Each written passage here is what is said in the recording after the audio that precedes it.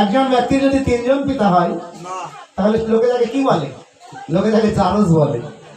যেই না জারজ বলে সম্বোধন করেছে, ছোট মুখে বড় কথা রাম সহিত না পারে। অগ্নি সমজলাই উঠলেন প্রভু রাম রঘুবরে। ওহে বালক রাই, তোমাদের ছোট মুখে বড় কথা আমার প্রাণ নাহি সয়। এবার ধনুর্ধর আজ তোমাদের পাঠাইব জনালয়। এই বলে রামচন্দ্র ধনুর্বার হাতে নিয়েছেন। ওরে সাজিল হরে আজ আমার বীর অবতার।